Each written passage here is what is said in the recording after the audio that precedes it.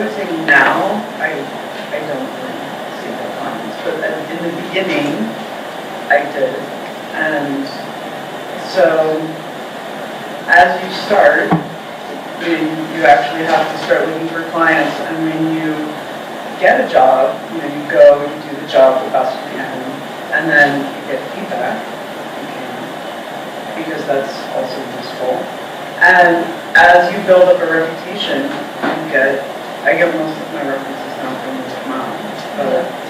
Or also, another way to get work based on your credentials is, belonging to any of these agencies, the CTA, the ATA, there's CAPI, the Colorado Association of Professional Careers. Or I get a lot of work now because I'm certified, so I'm on the website for the people that do that, and so I get contacted that way. So that's one way people find you, is either through a website, your certification is listed on those websites, and then through word of mouth. I got a new client fairly recently through a translator that I work for. They said, hey, this is a good proofreader. A lot of it goes is referral. Yeah. And that speaks to the quality that you're producing, because people will refer you if you do a good job. So. And the other thing to remember if you're a freelancer is there are always periods where you will have less work. And it's really hard. You have a really good ego because you can sit there and think, I screwed up that last project. What did I do? Why did I'm never working again. Why is nobody calling me? Why is nobody calling me? And it might just, and then you start reaching out to clients, hey, is everything okay? Is there anything? Oh, it's fine, we're just slow. It's fine. But that's the nature of any freelance job. I was wondering if you knew anything about sign or manual translation or not translation, but interpretation as far as that goes, because most of your advice has been for spoken languages. I don't know much about Sign, but Sign does have their own national organization, the Registry of Interpreters for the Deaf, and so I would go to their website. But they do work in a similar fashion with a similar code of ethics, and I've worked on the same language to watch, but I would go there because some language agencies, not all of them, but will handle sign interpretation as well. I have a question about translate.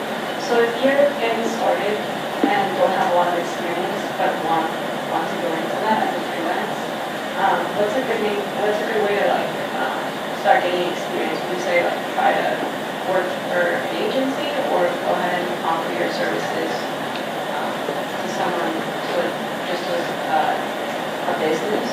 Or what would be recommendations if just get more experience so that you can have that quality work?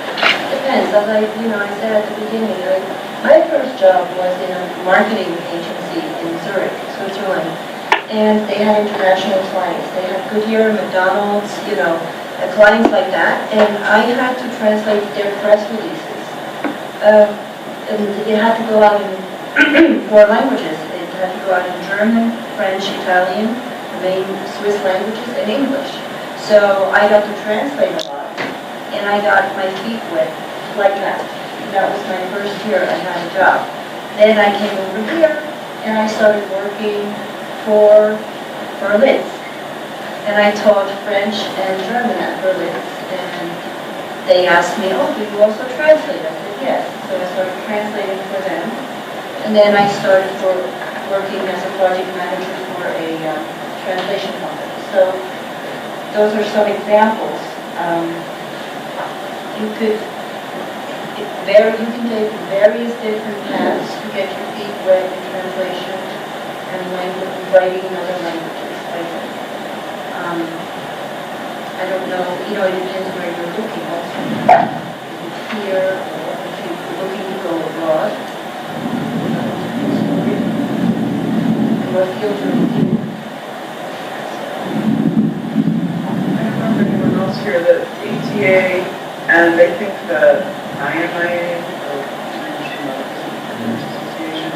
they both have mentorship programs as well. I don't know anything about them, but you can go to their websites and look.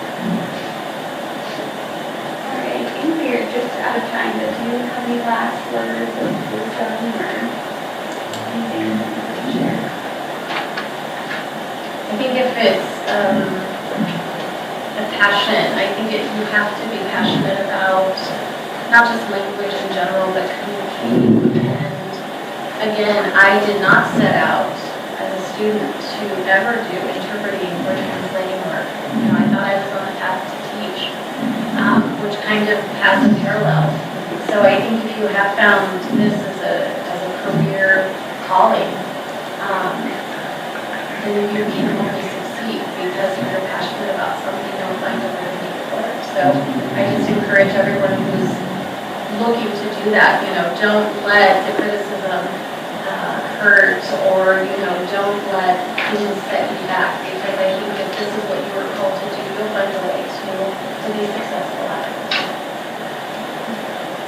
I would definitely second that. I was going to say something along the same lines, and especially thank everybody for coming tonight. I hope this was helpful to those who came.